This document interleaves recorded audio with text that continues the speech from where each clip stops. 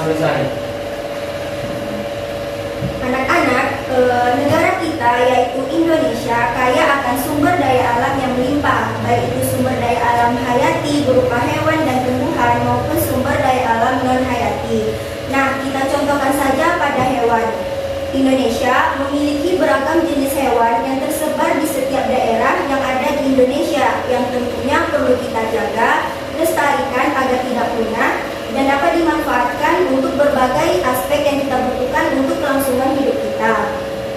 Selain di Indonesia, negara-negara di Asia Tenggara lainnya juga memiliki banyak jenis hewan yang beragam. Beberapa hewan tersebut mereka gunakan sebagai bahan makanan, simbol negara, ataupun sebagai hewan peliharaan. Hewan-hewan tersebut banyak membantu penduduk yang berada di kawasan Asia Tenggara dalam kegiatan ekonomi di negara tersebut. Untuk itu, pembelajaran kita pada siang hari ini pada tema 1, selamatkan makhluk hidup, subtema 2, hewan sahabatku, pembelajaran 1. Dengan tujuan pembelajarannya, yang pertama, siswa dapat menemukan, menelaah, dan menyimpulkan ide pokok dari teks bacaan yang disampaikan oleh guru. Yang kedua, siswa dapat menyeleksi, membuktikan, dan menyimpulkan hewan-hewan yang termasuk ke dalam jenis vivipar, ovovivipar, dan ovipar. Dan yang ketiga, siswa dapat menguraikan, membedakan, dan menyimpulkan kehidupan ekonomi dari dua negara ASEAN terkait kondisi geografisnya. Nah, Ibu mau bertanya terlebih dahulu, apakah anak-anak mempunyai hewan peliharaan di rumah? Punya, Bu. Hewan apa saja kah itu? Kucing, ayam, Itu aja? ya. Nah, apakah anak-anak tahu bagaimana cara hewan berkembang biak? Tidak, Bu. Bu. Coba sekarang perhatikan bukunya di halaman 62. Di sini ada terlihat sebuah gambar. Kira-kira siapa yang tahu gambar apakah itu? Gambar beberapa anak yang sedang memberi makan hewan ternaknya, Bu. Ya, benar ya apa yang disampaikan oleh Denny. Di sini terlihat sebuah gambar beberapa anak yang sedang memberi makan hewan ternaknya. Kemudian hewan-hewan apa saja yang terlihat dari gambar? Ayam, bebek, ikan, dan lain-lain. Jadi anak-anak, hewan-hewan di sekitar kita itu melakukan perkembangbiakan untuk melestarikan jenisnya. Hewan bisa berkembang biak baik itu dengan cara bertelur, melahirkan, bertelur dan melahirkan, atau disebut dengan ovipar, sivipar, dan ovovivipar. Nah, hari ini kita akan membahasnya satu persatu. Yang pertama adalah ovipar. Ovipar ini merupakan sebutan bagi hewan yang berkembang biak dengan cara bertelur. Contohnya adalah ayam. Nah, selain ayam, apa saja contoh hewan ovipar? Siapa? Ya, selain cicak, Angsa, burung merpati, buaya, semut. ya benar ya. Yang kedua adalah vivipar. Vivipar ini merupakan cara perkembangbiakan hewan dengan cara melahirkan. Contohnya adalah gajah, sapi, kucing, dan lain sebagainya. Nah, selain hewan yang disebutkan tadi, apakah ada contoh hewan lainnya? Ada, Bu. Apa saja kah itu? lumba-lumba, Paus, Ya. remaja. Lumba-lumba. Nah, yang ketiga adalah ovovivipar. Ovovivipar ini merupakan hewan yang berkembang biak dengan cara bertelur dan melahirkan. Nah, coba Anggi, apa contoh dari hewan ovovivipar?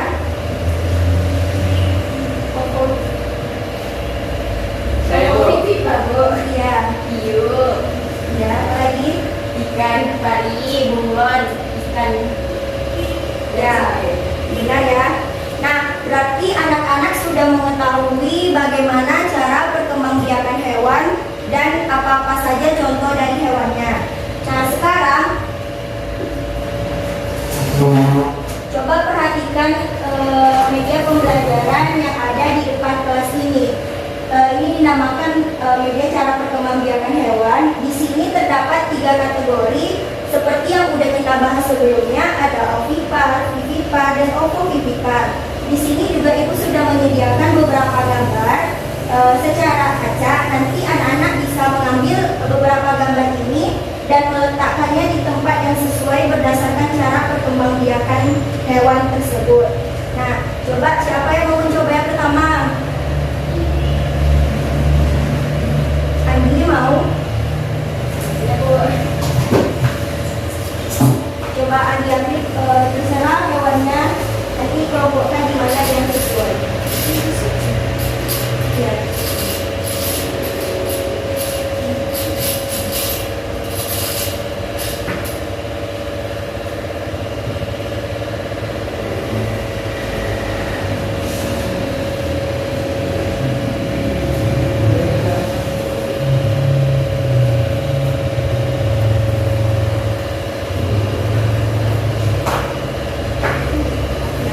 Coba perhatikan bersama-sama.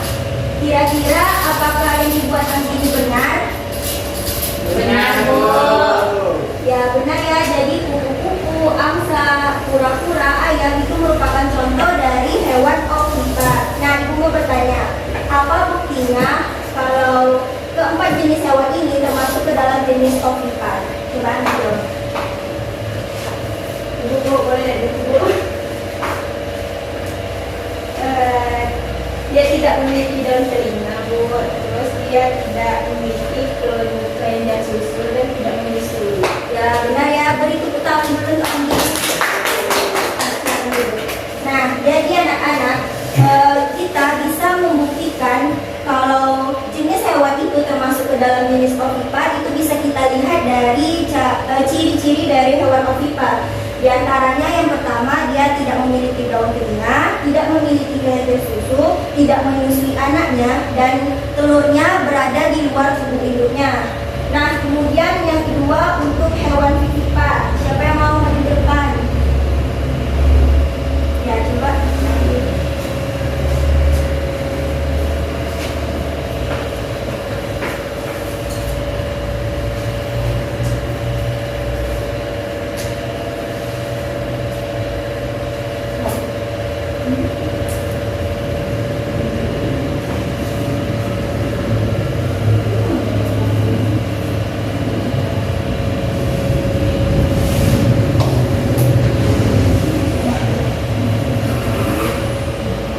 Nah, coba anak-anak perhatikan apakah yang dibuat oleh Kak Ayu ini benar? Benar, Bu. Ya, jadi gajah, unta, kambing, sapi itu merupakan contoh dari hewan vivipar. Nah, coba buktikan mengapa keempat jenis hewan ini termasuk ke dalam jenis vivipar. Karena dia memiliki daun telinga, terus dia memiliki kelenjar susu dan menyusui anaknya, Bu. Ya, benar ya. Beri tepuk tangan dulu. Nah, yang ketiga, siapa yang mau? Ya, coba.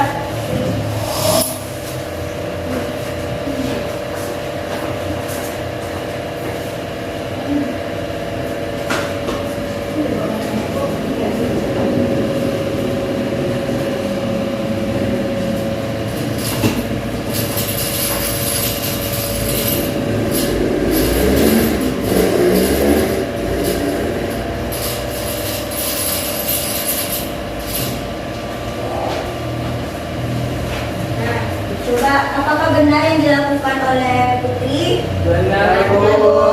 Nah, sekarang Ibu mau nanya, coba Putri buktikan mengapa keempat jenis hewan ini termasuk ke dalam ovovivipar.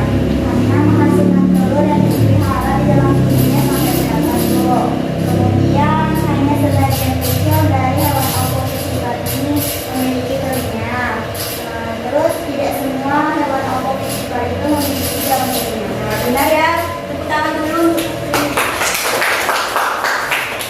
Nah, jadi seperti halnya ovipar, vivipar maupun ovovivipar itu kita dapat buktikan dengan untuk mengetahui ciri-ciri dari hewan vivipar dan ovovivipar ini.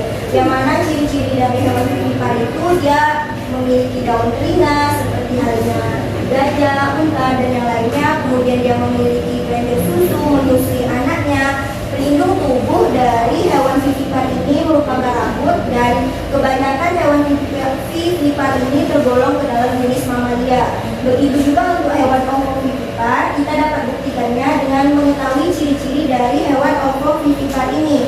Yang pertama, kebanyakan dari hewan ovovivipar itu tidak memiliki daun telinga, hanya sedikit dari hewan tersebut yang memiliki telinga. Nah, berarti anak-anak sudah paham mengenai cara berkembangbiakan hewan. Nah, selanjutnya anak-anak, kondisi geografis di Asia Tenggara membantu penduduknya dalam memanfaatkan hewan untuk memenuhi kebutuhan hidupnya.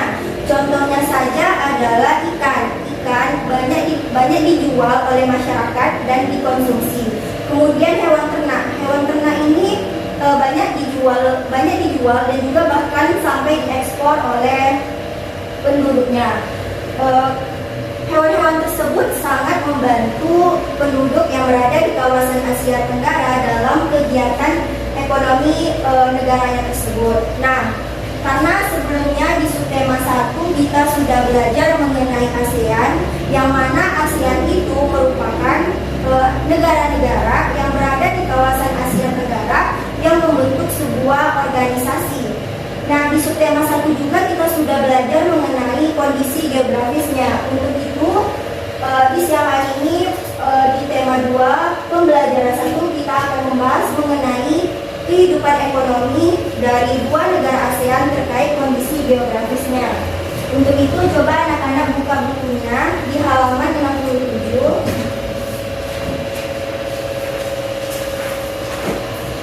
Di sana apakah ada terlihat sebuah teks di sana? Ya, jadi di sini ada beberapa teks yang menceritakan atau menggambarkan kondisi ekonomi dari beberapa negara ASEAN, dimulai dari Brunei Darussalam, Filipina, bahkan Vietnam. Namun di pembelajaran kali ini kita hanya membahas 2 negara saja. Kira-kira negara apa yang ingin kita pelajari di siang hari ini? Indonesia dan Malaysia. Baiklah, untuk itu coba Putri Suci membaca sebuah teks yang menggambarkan kehidupan ekonomi Indonesia. Anak-anak dengar ya. Sebagai negara kepulauan terbesar di kawasan ini, Indonesia memiliki ragam sumber daya alam yang sangat kaya. Banyak hal yang dapat dikembangkan untuk memperkuat perkembangan ekonomi Indonesia.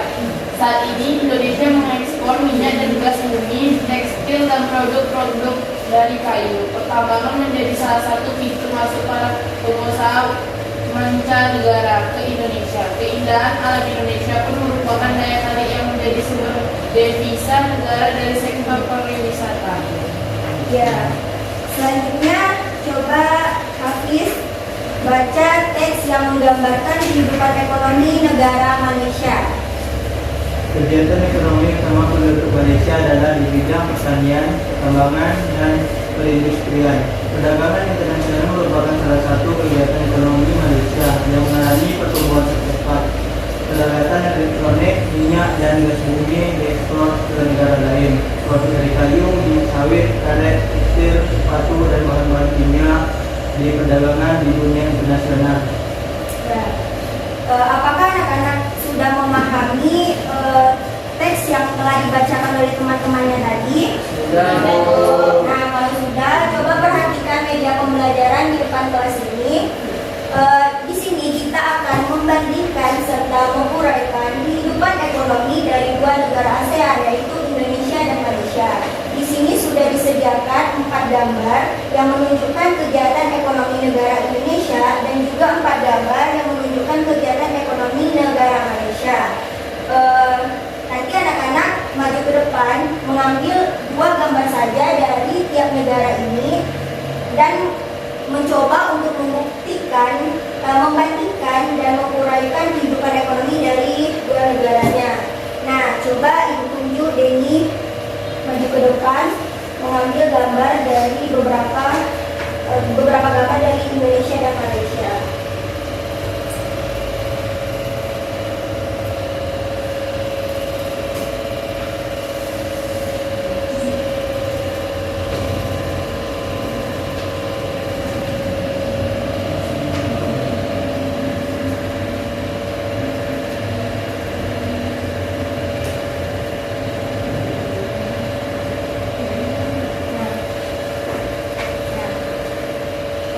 Coba anak-anak lihat bersama.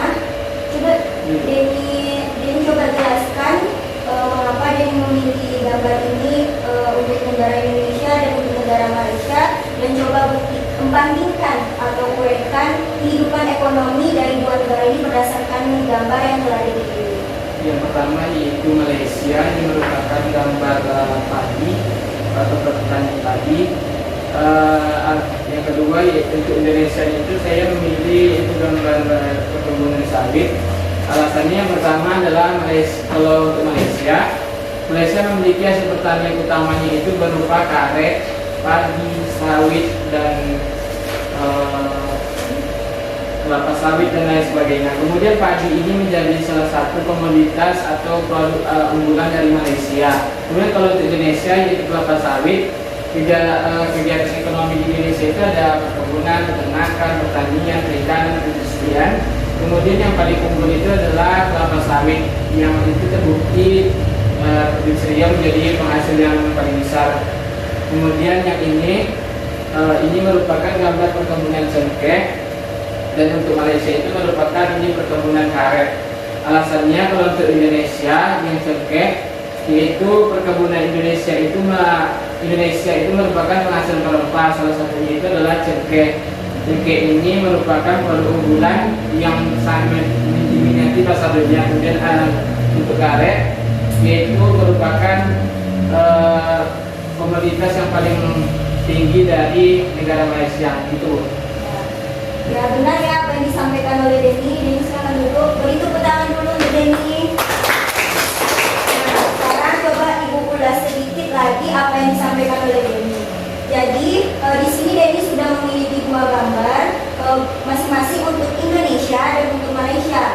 Untuk Indonesia perbandingan yang pertamanya yaitu hasil pertaniannya berupa kelapa sawit dan padi, yang mana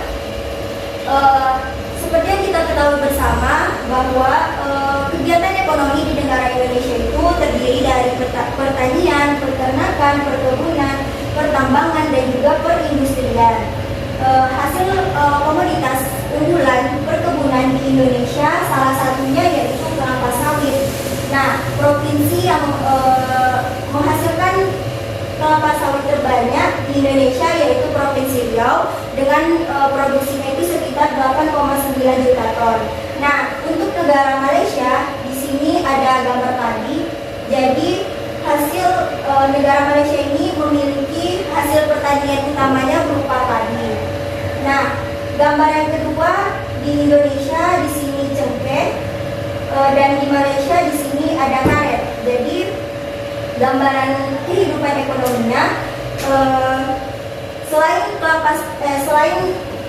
kelapa sawit, cengkeh itu juga merupakan salah satu hasil komoditas unggulan dari hasil perkebunan di Indonesia, dan dia juga menjadi unggulan di pasar dunia. Dan juga di Malaysia yaitu gambar karet, yang mana negara Malaysia ini dia memfokuskan kegiatan ekonominya itu hanya kepada pertanian, perkebunan, dan pertambangan. Hal ini terbukti di mana negara Malaysia ini menjadi negara yang memiliki komoditas karet tertinggi di dunia, dan dia berada di posisi ketiga di Asia Tenggara. Nah, apakah anak-anak sudah memahami bagaimana gambaran kehidupan ekonomi dari dua negara ASEAN yaitu Indonesia dan Malaysia? Sudah, Bu. Nah, untuk itu kita masuk ke pembelajaran selanjutnya.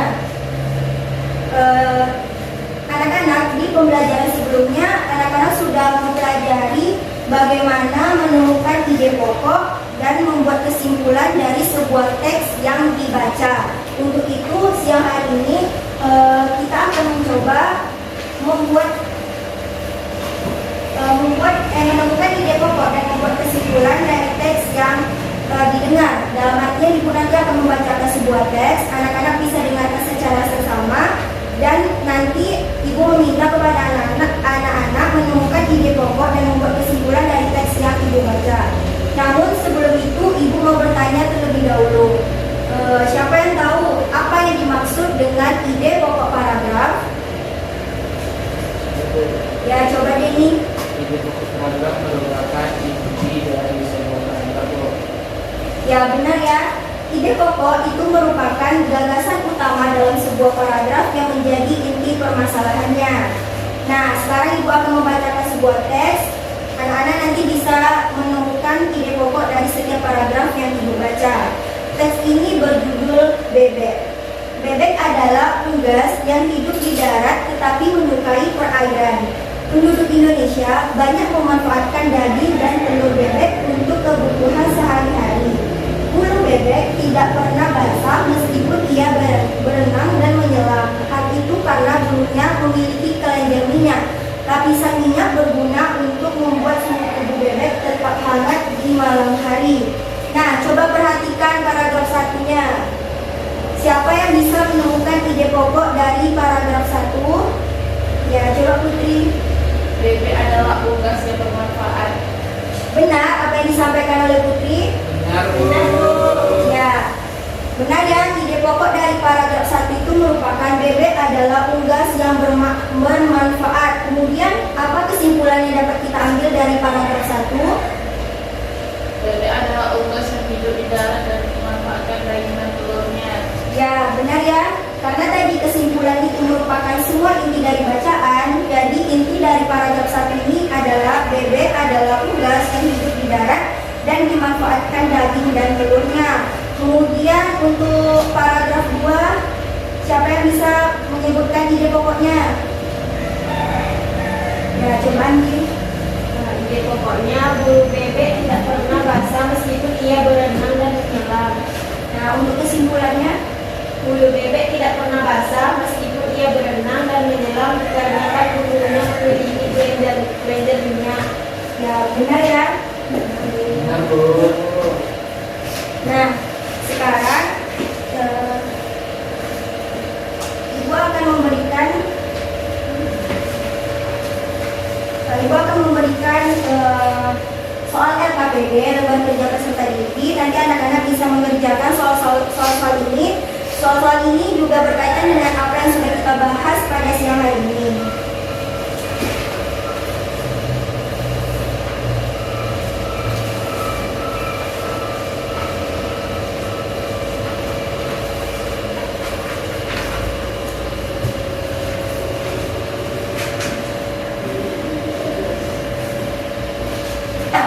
Apakah anak-anak sudah selesai mengerjakan soal LKPD-nya? Sudah, Bu.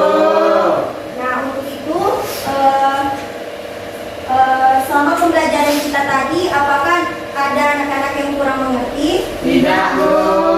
Nah, kalau mengerti, coba kita rangkum, kita simpulkan sama-sama. Pertama, tadi kita sudah mempelajari mengenai cara perkembangbiakan hewan. Coba siapa yang bisa mengulanginya atau menjelaskan kembali apa-apa saja cara perkembangbiakan hewan? Coba bersama. Yang pertama, ovipar merupakan hewan yang berkembang biak dengan cara bertelur. Contohnya ayam, cicak, angsa, burung merpati, katak, kupu-kupu, dan buaya. Kemudian ada vivipar merupakan hewan yang berkembang biak dengan cara melahirkan. Contohnya sapi, kucing, gajah, dan kelinci. Yang terakhir ada ovovivipar merupakan hewan yang berkembang dengan cara bertelur dan melahirkan. Contohnya ular, bunglon, iguana, kuda laut, dan kucing laut. Ya, benar ya. Nah, yang kedua, tadi kita juga sudah mempelajari mengenai bagaimana kehidupan ekonomi dari dua negara ASEAN. Tadi kita juga sudah menguraikan serta membandingkan dari beberapa gambar yang sudah dipilih. Coba siapa yang bisa menyimpulkan kembali bagaimana kehidupan ekonomi dari dua negara ASEAN, yaitu Indonesia dan Malaysia. Ya, Bu. Nah, coba Denny. Kehidupan ekonomi dua Indonesia. Pertama ada kelapa sawit, ada perkebunan cengkeh, ada petani garam dan petani kulit manis. Kemudian di Malaysia itu ada petani padi, perkebunan karet, ada nelayan dengan menghasilkan ikan, kemudian ada perkebunan ladang tambut. Ya, tepat sekali. Nah, yang ketiga tadi kita juga sudah mencoba untuk mencari ide pokok dan menarik kesimpulan dari sebuah paragraf yang Ibu bacakan. Kira-kira siapa yang tahu apa yang dimaksud dengan ide pokok? Coba Hafiz. Ide pokok adalah gagasan utama dalam sebuah paragraf yang jadi inti permasalahan, Bu. Ya, benar ya. Berarti anak-anak sudah memahami apa yang sudah kita pelajari pada siang hari ini. Untuk itu, sampai di sini pembelajaran kita pada siang hari ini. Ibu mohon maaf apabila ada kesalahan. Ibu akhiri. Assalamualaikum warahmatullahi wabarakatuh. Waalaikumsalam warahmatullahi wabarakatuh.